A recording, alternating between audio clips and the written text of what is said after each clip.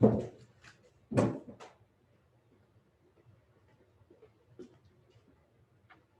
everything going? It's okay.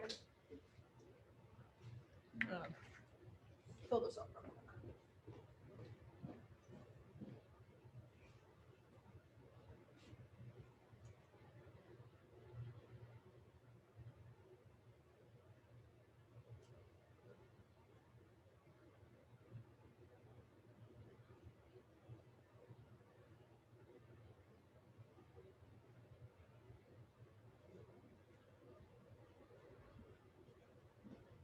Just okay? Yeah. Anything wrong? Sort of. What's up? Just stuff at home. Yeah. Yeah. I'm sorry to hear that. No, it's okay. My mother just likes to choose her boyfriend over me. So. That's always fun. Yeah.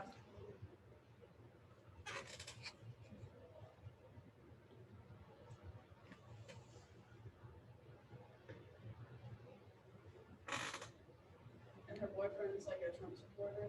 Gross. Yeah. That's I haven't liked him since like they've been dating for 7 years. Oh, I haven't wow. liked him since the first day I met him yeah. because he showed up acting like drunk. So I was like, that's gross. Yeah, Ew. for sure. And now I just don't live with her anymore because of him. So Where you live? I live with my dad. Okay. Is that better? Yeah. Is he married or like have a girlfriend or No. just him? You guys get along pretty well? He has a cat.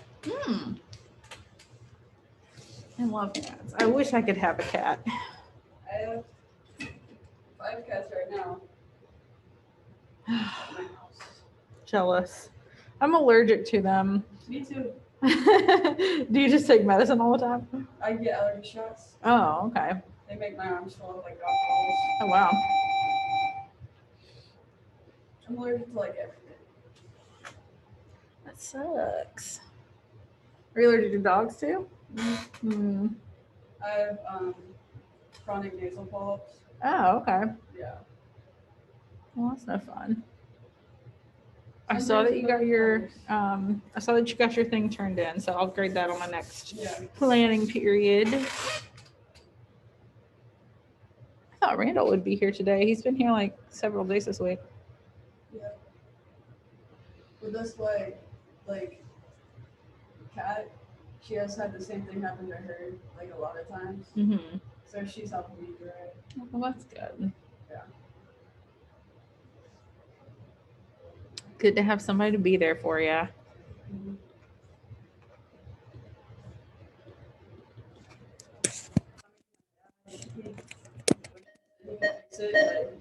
Yeah. I mean, that's the thing with stuff like that. There's not really fixing it. There's just like figuring out how to deal with it and Yeah, it's just like manage. I've just kind of lost hope for her pretty much. It's kind of sad Yeah. because I know that he's not going anywhere. So, but I can. So I'm choosing to because it's better for me. Yeah. It's definitely so hurtful to feel like you're being chosen out, like someone's choosing someone else over you, though. Oh yeah. That's really hurtful. Especially when it's your mom. Yeah. I can only imagine. But I mean, she's had family issues too. Her parents were basically just financial support. Yeah. They didn't really like have a relationship. Yeah. Probably has not much idea of how to be like a great mom. Hi. Yeah, Miss McClellan. How's it going? Your class is the only one that does that, but every time I join, it takes me off mute. What? Like every time I join your class, I'm not on mute.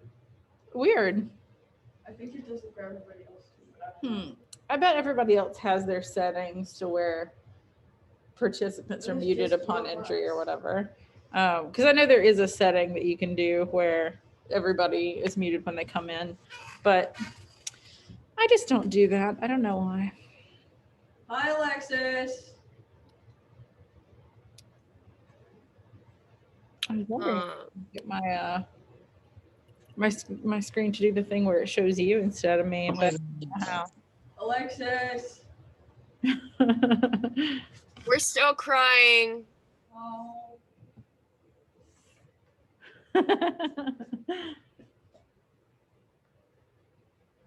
Bond with our English class. Cyber hugs. Hey, but I get to see you tonight or tomorrow. I really don't know. Honestly, Your school, you're right by my house. Like you live really close to the school. yeah. Yeah, I might be able to come get you. I have work this afternoon. Oh, never mind. I want to bring this over. Unless your dad wants to take me to worky work. Worky work. Maybe, I don't know. Oh! See what I'm trying to Oh, do it's here. awesome. Why is this so dumb? I guess because it's on the screen. All right. Alyssa's here, but for some reason I have to mark you virtually present. I don't understand that. What? Hi. Yeah, they told us today. They sent out an email. It was like, if you've got a kid in the building, mark them virtually present. Like, okay, well, Doesn't make sense, but okay. I don't know. Husband not even allowed to be back yet. I mean, I guess that's it. He said I'm the just- 8th, so that's probably why. Well, LeBron is here. Cece will be here. She's in a meeting, but she will be here soonish. Randall, I thought you were coming to school today. I was supposed to, but my sister had to go to surgery. Oh, Yeah, she good. I'm keeping this in my room for you. What is it? It's cream. Yeah. What kind is it? It's just normal. It's just half and half. Mm. I could get a bunch from Dunkin'. I'll be there next week. A Though. bunch of Dunkin'. I think I'm going to buy a coffee pot over the weekend and bring it. And a whole bunch of cream. Maybe. French vanilla. French vanilla. I can't. It's too sweet. I can't have anything except for normal half and half. But maybe I'll get some for other people. Just get them Yeah. and a coffee maker, and people can make their own coffee. It'll be so great. Yes. I have my electric kettle so I can heat water, and I have had my French press in here, and I made some for me and Randall the other day. But it's the cleanup is just not worth it. The only coffee I can bear to drink are lattes. I had to try, like I made some, and Randall was like, "You don't have sugar? You don't have cream?" I was like, "No, I don't put anything in my coffee." But he went and found some from somewhere. Go to Dunkin' Donuts. I can make your coffee. I can put cream and sugar in it, or flavor swirls because I love. Oh, them. flavor Right swirls! now we have a pink velvet macchiato. It's really great. Wow, It's actually my last day at Dunkin' on Saturday. really? Yeah. Did you get a new job, or you just not working? I'm applying for a new job. Where? It's this place called Choices. It's right by my house in Park Circle. Cool. I can't have these earrings on while I'm wearing my mask. They're like, it pushes them in. It hurts. All right. We are missing. Yeah. Did I fill out attendance correctly? Did I mark Kate absent? I did. Okay. And I marked CC present because I know that she will be. Okay. So, whoops. Pay no attention to those emails. Let me bring this over. Oh, okay. First thing I want to talk about is the sort of the quote prediction thing that we did the other day. You had 2 quotes each from Ethan and Xena and Maddie. And it was really interesting to see what you guys kind of pulled out of that and like what you think these characters might be like. But I just want to kind of like recap and let you guys talk to each other a little bit about what you're anticipating from these characters. What kind of, I feel like we've gotten the most info about Ethan so far because we have been introduced to him in his older form. And, they say all the stuff about how like he's been in Starkfield too many winters and he just seems like he's really quiet and sort of beaten down, but there's also this other side to him where he talks about how he wished he had been able to like do more with his life. He was interested in engineering back in the day, but now he feels like all that's kind of beyond him. So like what kind of impression do you get of him so far? What kind of guy do you think he is?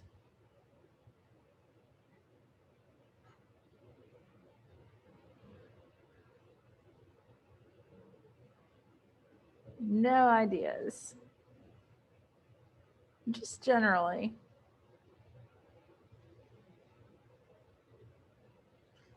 Tell you what I'm going to do. I'm going to look back at the quotes. Ethan from quote predictions.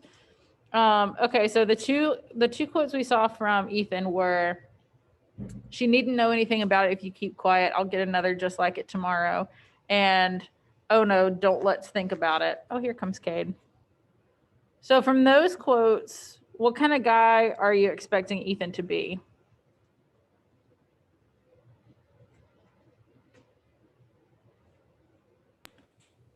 Say that again.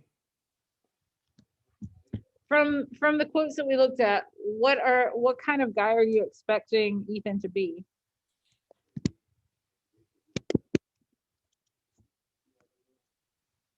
Oh, here comes Cece.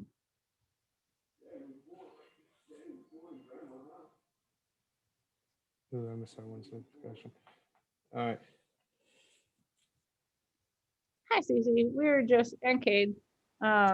We were just talking about what sort of guy we're expecting Ethan to be.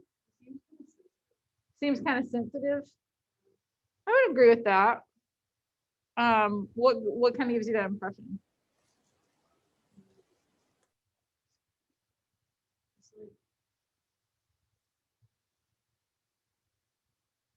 It seems like he doesn't want to be left much. Mm-hmm. Seems like he doesn't want to be left alone. The impression that I'm getting from both of those things, from both of those quotes we looked at, is that he's the kind of guy who maybe doesn't want to deal with reality. Like in that first quote, he's saying like something has happened. We don't have the context for it, and that's fine. But like, let's not tell this person about whatever's happened. Like, let's just pretend it didn't happen. And then in the second quote, he's literally like, let's not think about it. So I feel like he's kind of pushing off reality, or like not wanting to accept it or look too closely. Try to avoid it, yeah. Which I feel like is kind of a hard thing to do in Starkfield. Reality is kind of slapping you in the face all the time. Okay, so looking at the two quotes from Xena, basically in the first one, she's saying, "The doctor doesn't want me to be left alone. I need somebody to take care of me." And the second one, "Yes, and my folks told me at the time you couldn't do less than marry me after." Now, just from that quote, the place my mind jumps if I didn't know this book is like, oh no, he got her pregnant and then he had to marry her. That's not what happened, for the record. But clearly she feels like maybe Ethan is indebted to her. And we know already from the prologue that that's her husband. So that's kind of the impression I got. When I was looking at y'all's responses, a lot of y'all were like, she seems like she is kind of a nag, or that like she complains a lot. She's old and sickly. And I think that y'all are definitely on the right track with that one. And then the third character, Maddie, the first quote, she's basically saying like, "I'm not as smart as I should be, but I'll try if whoever she is, will let me." And the other one, she says, "I'm the one to blame for it getting broken." So what does that kind of tell you about her? Yeah. Yeah, completely. She's pretty self-deprecating. She seems to be taking the blame for like whatever's going on. She seems, I don't know, I feel like there's sort of a likability in her self-deprecation. She's like willing to take responsibility for stuff. Kind of relatable. Yeah, I think so. Because everybody kind of feels like that. Yeah, that like it's your fault and you're trying to please other people. And it seems like that's what she's doing. Okay, so we're gonna start chapter 1 since we have read the prologue already. We could potentially finish it today, but I'm not worried about it if we don't. And I'm gonna try to share my screen with y'all. When I tried this last time, it just got really like frozen up because I'm trying to do it on the screen. But I will try.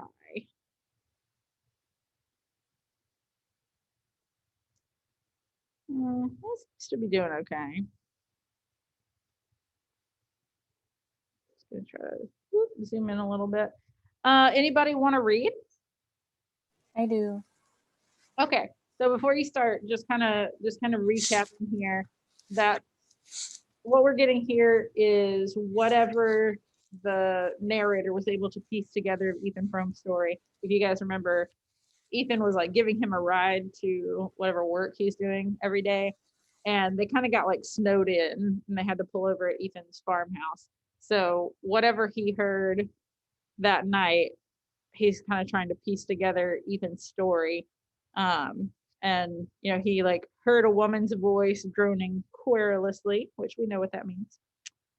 And everything from here on out until the very end is his story. Actually, I can't remember if the frame narrative even wraps up at the end. I'm thinking it might not, which is weird to do, but all right. Go ahead, Cece. The village lay under 2 feet of snow, with drifts at the windy corners.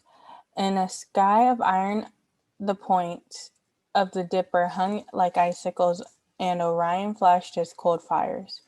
The moon had set, but the night was so transparent that the white house fronts between the elms looked gray against the snow.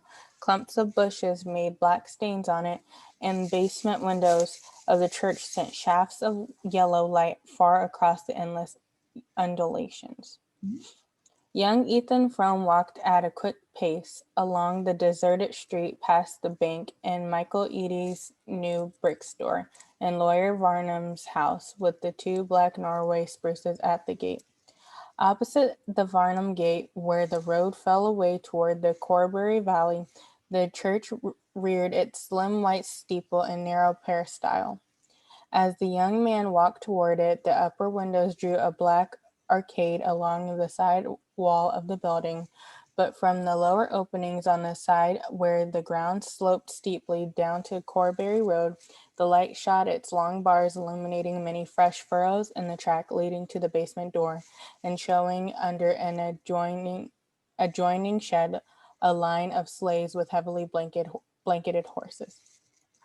The night was perfectly still, and the air so dry and pure that it gave little sensation of cold. The effect produced on Frome was rather of a complete absence of atmosphere, as though nothing less tenuous than ether intervened between the white earth under his feet and the metallic dome overhead. It's like being in an exhausted receiver, he thought. 4 or 5 years earlier, he had taken a year's course at the Technological College at Yeah, it's actually Worcester. Worcester, One of those weird words. and dabbled in the laboratory with a friendly professor of physics, and the images supplied by the experience still cropped up at unexpected moments through the totally different associations of thought in which he had since been living. His father's death and the misfortunes following it had put a premature end to Ethan's studies, but though they had not gone far enough to be of much practical use, they had fed his fancy and made him aware of huge cloudy meanings behind the daily face of things.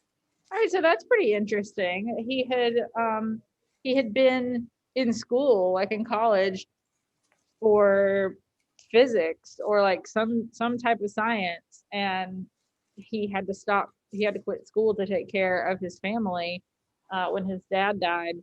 And honestly, this paragraph kind of makes me sad because number one, as a proponent of education, I hate to think that anybody couldn't be educated because of, you know, certain circumstances, like, you know, having to leave school to take care of somebody, like that sucks. Especially because we know that he is definitely still interested in that kind of thing.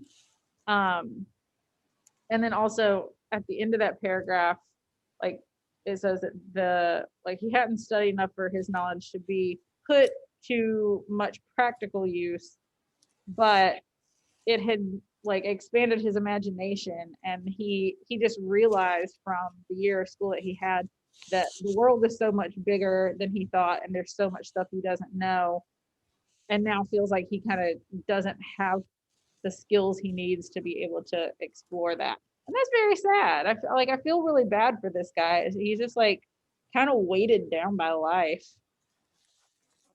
You can continue. As he strode along through the snow, the sense of such meanings glowed in his brain and mingled with the bodily flesh produced by his sharp tramp. At the end of the village, he paused before the darkened front of the church. He stood there a moment, breathing quickly and looking up and down the street, in which not another figure moved. The pitch of the Corbury Road below Lawyer Vornham's spruces was the favorite coasting ground of Starkfield, and on clear evenings the church corner rang till late with the shouts of the coasters. But tonight not a sled darkened the whiteness of the long declivity. The hush of the midnight lay on the village, and all its waking life was gathered behind the church windows, from which strains of dance music flowed with the broad bands of yellow light. The young man skirting to the side of the building went down the slope toward the basement door. To keep out of range of the revealing rays from within, he made a circuit through the untrodden snow, and gradually approached the farther angle of the basement wall. Thence, still hugging the shadow, he edged his way cautiously forward to the nearest window, holding back his straight spare body and craning his neck till he got a glimpse of the room. Seen thus from the pure and frosty darkness in which he stood, it seemed to be seething in a mist of heat. The metal reflectors of the gas jets sent crude waves of light against the whitewashed walls, and the iron flanks of the snow at the end of the hall looked as though they were heaving with volcanic fires. The floor was thronged with girls and young men. Down the side wall facing the window stood a row of kitchen chairs from which the older women had just risen. By this time the music had stopped, and the musicians, the fiddler, and the young lady who played the harmonium on Sundays were hastily refreshing themselves at one corner of the supper table, which aligned its devastated pie dishes and ice cream saucers on the platform at the end of the hall. The guests were preparing to leave, and the tide had already set toward the passage where coats and wraps were hung, when a young man with a sprightly foot and a shock of black hair shot into the middle of the floor and clapped his hands. The signal took instant effect. The musicians hurried to their instruments. The dancers, some already half muffled for a departure, fell into the line, lying down each side of the room. The older spectators slipped back to their chairs, and the lively young man, after diving about here and there in the throng, drew forth a girl who had already wound a cherry-colored fascinator about her head, and leading her up to the end of the floor, whirled her down its length to the bounding tune of a Virginia reel. All right, before we continue, I want to point out, you know, we've talked about Starkfield and what Starkfield looks like. It's literally got the word Stark in the name, so we know it's pretty bare. There's like not a lot going on there.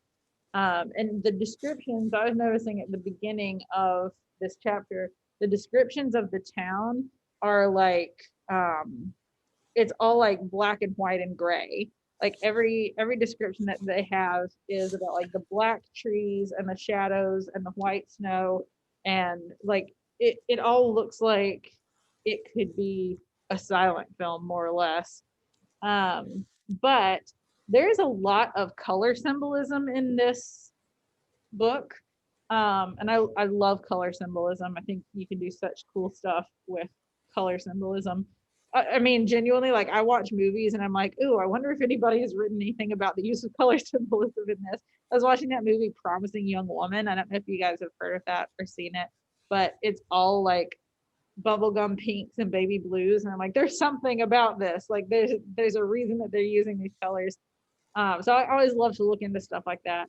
But as we keep reading, I want y'all to take notice of what colors are being used and why you think the author might have chosen these. And I think next week we will do a little bit of work with color symbolism. But as we're reading, just like note what colors are being used and like what associations might you be making with these colors? What might that mean in the context of the book? I just brought that up now because of the cherry colored fascinator. We'll see some other cherry things. So you can keep going. Frome's heart was beating fast. He had been straining for a glimpse of the dark head under the cherry-colored scarf, and it vexed him that another eye should have been quicker than his. The leader of the reel, who looked as if he had Irish blood in his veins, danced well, and his partner caught his fire. As she passed down the line, her light figure swinging from hand to hand in circles of increasing swiftness, the scarf flew off her head and stood out behind her shoulders, and Frome at each turn caught sight of her laughing, panting lips, the cloud of dark hair about her forehead, and the dark eyes which seemed the only fixed points in a maze of flying lines. The dancers were going faster and faster, and the musicians, to keep up with them, belabored their instruments like jockeys lashing their mounts on the home stretch. Yet it seemed to the young man at the window that the reel would never end. Now and then he turned his eyes from the girl's face to that of her partner, which in the exhilaration of the dance had taken on a look of almost impudent ownership. Dennis Eady was the son of Michael Eady, the ambitious Irish grocer, whose suppleness and what is it? Effrontery. And I Effrontery. think like boldness or almost like offensiveness. I'm looking it up. Oh no, I'm not. I'm really misspelling it. Insolent or impertinent behavior. Yeah. Had given Starkfield its first notion of smart business methods, and whose new brick store testified to the success of the attempt. His son seemed likely to follow in his steps, and was meanwhile applying the same arts to the conquest of the Starkfield maidenhood. Ethan Frome had been content to think him a mean fellow, but now he positively invited a horsewhipping. It was strange that the girl did not seem aware of it. She could lift her rapt face to her dancers and drop her hands into his without appearing to feel the offense of his look and touch. So what's going on in this scene exactly? I don't even know when I'm reading it. Ethan's like watching a couple of people. There's this dance going on, and he's watching a couple of people. And I mean, we know that the guy is Dennis Eady, who he does not seem to care for. We don't really know who the girl is, but what is Ethan like feeling about this? What's he thinking while he's watching them? He thinks she's really pretty. He thinks she's really pretty, yeah. And I mean, judging by the end of that paragraph, that she could probably do better than Dennis Eady. He does not seem to care for him very much. He thinks he's impertinent, and he's like, I don't see how she could even stand to be touched by him. He's horrible, and she's lovely. So he's, we know that he's married to Xena. Possibly this could be her. We don't really know anything about her yet, so. We're about to find out who it is, though. So let's keep going. Frome was in the habit of walking in. Frome was in the habit of walking into Starkfield to fetch home his wife's cousin, Maddie Silver, on the rare evenings when some chance of amusement drew her to the village. It was his wife who suggested when the girl came to live with them that such opportunities should be put in her way. Maddie Silver came from Stamford, and when she entered the Fromm's household to act as her cousin Zena's aide, it was thought best, as she came without pain, not to let her feel too sharp a contrast between the life she had left and the isolation of a Starkfield farm. But for this, as Fromm sardonically reflected, it would hardly have occurred to Zena to take any thought of the girl's amusement. When his wife first proposed that they should give Maddie an occasional evening out, he had inwardly demurred at having to do the extra 2 miles to the village and back after his hard day on the farm. But not long afterward, he had reached the point of wishing that Starkfield might give all its nights to revelry. Maddie Silver had lived under his roof for a year, and from early morning till they met at supper, he had frequent chances of seeing her, but no moments in her company were comparable to those when her arm in his and her light step flying to keep time with his long stride. They walked back through the night of the farm. He had taken to the girl from the first day when he had driven over to the flats to meet her, and she had smiled and waved to him from the train, crying out, "You must be Ethan," as she jumped down with her bundles, while he reflected, looking over her slight person. "She don't look much on housework, but she ain't a fretter anyhow." But it was not only that the coming to his house of a bit hopeful young life was like the lighting of a fire on a cold hearth. The girl was more than the bright, serviceable creature he had thought her. She had an eye to see and an ear to hear. He could show her things and tell her things and taste the bliss of feeling that all he imparted left long reverberations and echoes he could wake at a will. Okay, so we actually learned quite a lot in that last little bit that Cece read. We finally know who Maddie is. She is his wife's cousin. He's married to Zena, which we know, and I think it's probably a little bit surprising that it's his wife's cousin after we have just read about him like watching her dancing with other men and kind of being jealous about it, like thinking that she could do better. I'm thinking how pretty and lovely she is and how horrible Dennis Eady is. So it seems like he's got a bit of a soft spot for his wife's cousin. It's weird. It's definitely a little scandalous. And she's there basically to take care of Zena. So it's to be her aide. And again, we haven't learned a whole lot about Zena yet, but we do know that at least in the future timeline, she is always having like drugs delivered to her, not drugs, but like medicines delivered to her. So maybe she's sick and needs somebody to take care of her. And in fact, from the quotes that we looked at, we know that that's kind of true. She said the doctor wants somebody to take care of her. So she's got Maddie as her nurse, helper, aide, whatever. And Maddie seems to be like, I mean, the way Ethan describes her, she's like a bonfire on a cold night. She's just lovely, and just kind of like lights up their dark, miserable town. From day one. And I also think it's really interesting and kind of telling about Ethan, particularly since we know all this stuff about how he was in school and had to drop out, and has just been like sort of weighed down by his life in Starkfield. What he likes about her, other than the fact that she's pretty and like positive, at the end, like the last thing that Cece read, she had an eye to see and an ear to hear. He could show her things and tell her things and taste the bliss of feeling that he imparted left long reverberations and echoes he could wake at will.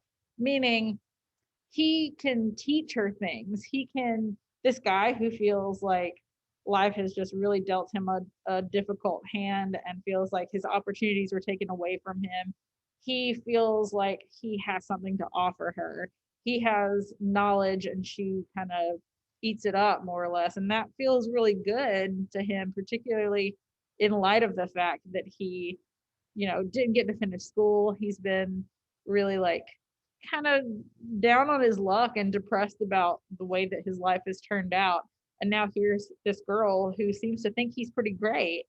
The fact that it's his wife's cousin is maybe not the best thing in the world, but we are going to see how that goes. Do you want to keep reading, Cece? Yeah. It was during their night walks back to the farm that he felt most intensely the sweetness of this communion. He had always been more sensitive than the people about him to the appeal of natural beauty. His unfinished studies had given form to this sensibility, and even in his unhappiest moments, field and sky spoke to him with a deep and powerful persuasion. But Hitherto. what is it? Hitherto. But hitherto the emotion had remained in him as a silent ache, veiling with the sadness the beauty that evoked it. He did not even know whether anyone else in the world felt as he did, or whether he was the sole victim of this mournful privilege. Then he learned that one other spirit had trembled with the same touch of wonder, that at his side, living under his roof and eating his bread, was a creature to whom he could say, that's Orion down yonder. The big fellow to the right is Aldebaran, and the bunch of little ones like bees swarming, they're the Polid, I don't know, or whom he Latin. could, what is it? It's something Latin or Greek. I don't know. I don't know. I don't know. Or whom he could hold entranced before a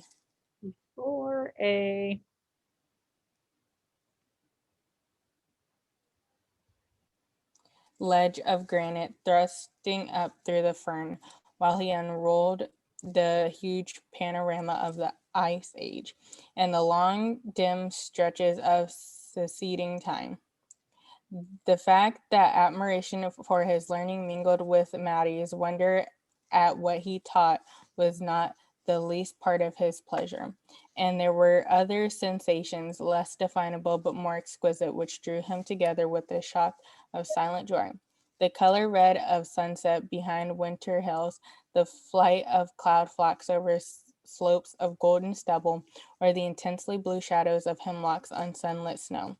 When she said to him once, it looks just as if it was painted, it seemed to Ethan that the art of definition could go no farther, and that words had last been found to utter his secret soul. I'm not going to dwell on this for very long right now because, like I said, we're going to look at some color symbolism next week. But remember this part. Like this is pretty indicative of his feelings and maybe of where we're going to go with some of this color symbolism. They bring up the cold red of sunset, the slopes of golden stubble, the intensely blue shadows on sunlit snow, and all of those things, all of these like colorful terms to describe what he has seen as like a really bleak gray setting. It really kind of like lights up his emotions. And I just think we need to keep that in mind for next week. We can keep going. As he stood in the darkness outside the church, these memories came back with a poignancy. Yeah, poignancy. Poignancy of vanished things. Watching Maddie whirl down the floor from hand to hand, he wondered how he could ever have thought that his dull talk interested her. To him, who was never gay, but in her presence, her gaiety seemed plain proof of indifference. The face she lifted to her dancers was the same which, when she saw him, always looked like a window that has caught the sunset. He even noticed 2 or 3 gestures which in his fatuity he had thought she kept for him, a way of throwing her head back when she was amused, as if to taste her laugh before she let it out, and a trick of sinking her eyelids slowly when anything charmed or moved her. Okay, I'm going to try not to interrupt too much more, but I just feel like there's so much emotion and like kind of, I don't know, I don't want to like make fun of him because everybody's feelings are real and valid, but he is talking about his wife's cousin here, and he is so jealous. And like the things that he's thinking are so like juvenile, but also hard to avoid if you have feelings for somebody. He's like, oh, the way she smiles at that guy, I thought she only smiled that way at me. Does she not even really like me? And like, how could I have thought that I'd be interesting enough to hold her attention? Which is just like, Ethan, it's probably not how interesting or boring you are that causes her attention to be on other people. It's probably the fact that you're married and therefore you're not really an option for her. Like, these are not things you should be thinking when you're a married person. But he's very like emotional about it, and he's just like really in his feelings about watching her. Why is he like so obsessed with her when he has a whole life? That's a great point. And like we don't really know anything about Xena yet. We don't know what kind of person she is, except that she needed someone to take care of her. But Alyssa just asked, like, why is he so focused on this girl, so like seemingly obsessed with her when he's got a whole wife at home? Like, put those emotions on her. Yeah, it makes him seem even worse, the fact that she's sick. Like, gotta take care of your wife, man. And like I feel bad for him too, because he didn't nobody signs up, or very few people sign up to take care of a sickly spouse.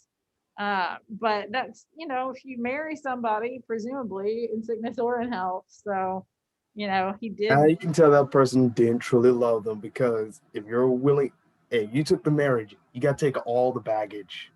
Yeah, I mean that's in marriage vows, better or worse, sickness or health. And he seems to be sort of regretting that. Now I will say, That is not love. That man should never got him married. yeah, I agree. And I think we will learn more about like the circumstances of them getting married, and maybe we'll, have a little bit more empathy for him. But I do think like it's hard for us to look at this happening and feel like he's in the right. He's like openly kind of ogling this girl who is not his wife, and he's got an ailing wife at home. So like go tend to her, man.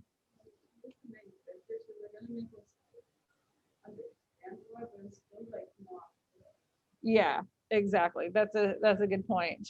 Alyssa said he's the main character, so they're gonna make us understand where he's coming from and why he feels that way. And that's true.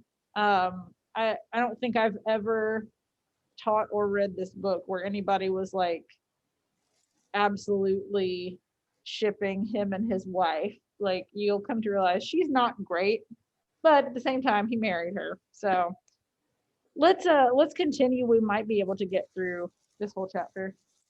Maybe. The sight made him unhappy, and his unhappiness roused his latent fears. His wife had never shown any jealousy of Maddie, but of late she had grumbled increasingly over the housework and found oblique ways of attracting attention to the girl's efficiency. Xena had always been what Starkfield called sickly, and Frome had to admit that if she were as ailing as she believed, she needed the help of a stronger arm than the one which lay so lightly in his during the night walks to the farm. Maddie had no natural turn for housekeeping, and her training had done nothing to remedy the defect. She was quick to learn, but forgetful and dreamy, and not disposed to take the matter seriously. Ethan had an idea that if she were to marry a man she was fond of, the dormant instinct would wake, and her pies and biscuits become the pride of the country. But domesticity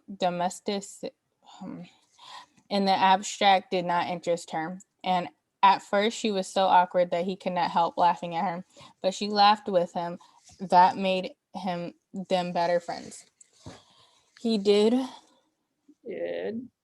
his best to supplement her unskilled efforts, getting up earlier than usual to light the kitchen fire, carrying in the wood overnight, and neglecting the meal from the farm, that he might help her about the house during the day.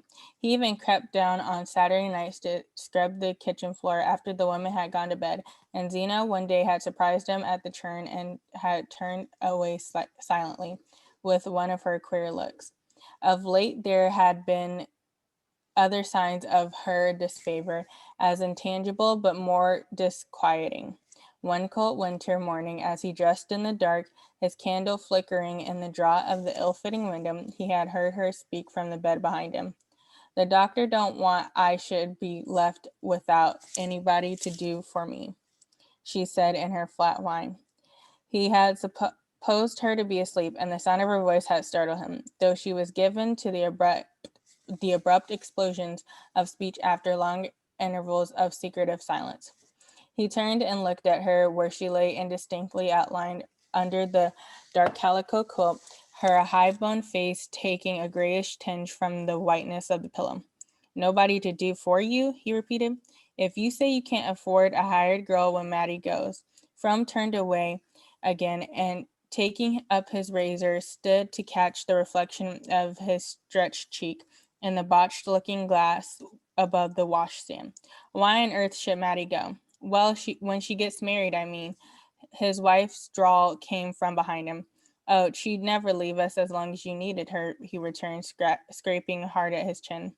I wouldn't ever have it said that I stood in the way of a poor girl like Maddie marrying a smart fellow like Dennis Eady, Zena answered in a tone of plaintive self-effacement.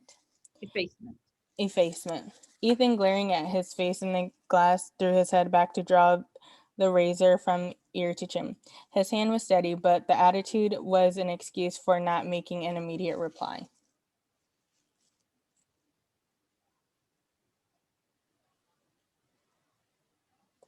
And the doctor don't want I should be left without anybody, Zena continued.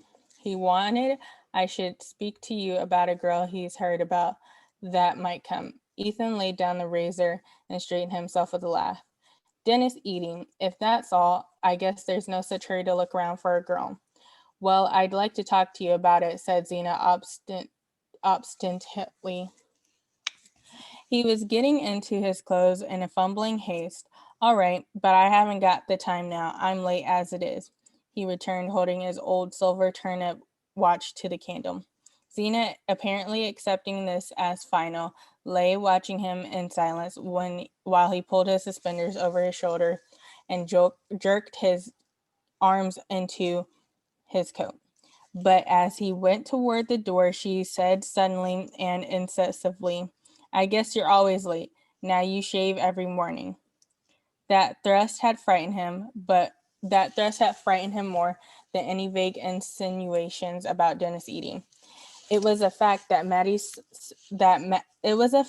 since Maddie Silver's coming, he had taken to shaving every day. But his wife always seemed to be asleep when he left her side in the winter darkness, and he had stupidly assumed that she would not notice any change in his appearance. Once or twice in the past, he had been faintly disquieted by Zenobia's way of letting things happen without seeming to remark them, and then weeks afterwards in a casual phrase revealing that she had all along taken her notes and drawn her inferences. Of late, however, there had been no room in his thoughts for such vague apprehensions.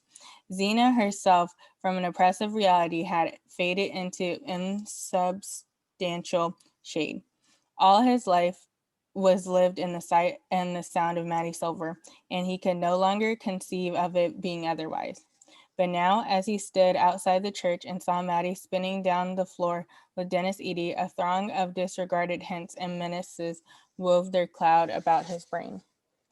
All right. So this book I mentioned to you guys before is really short. I mean, the PDF is only 43 pages, 86 pages if you take each column as one. But what I like about it is that while there's a lot of like description of what the town looks like and stuff, because it's so short, there's a lot of information packed in. And this chapter is a really good example of that because while not that much happens, like the only plot of it really is he went to get Maddie from the dance and came back home. While that not that much plot actually happens, but you find out so much about the three characters. Holy crap, my battery's gonna die soon. Ethan, obviously, like we've talked about, the fact that he has some kind of affection for his wife's cousin. He loves being able to impart knowledge to her that makes him feel good about himself. And like, there's nothing wrong with wanting to feel good about yourself. It's, kind of what you do with that. And if you let it get in the way of your marriage, that's maybe not great.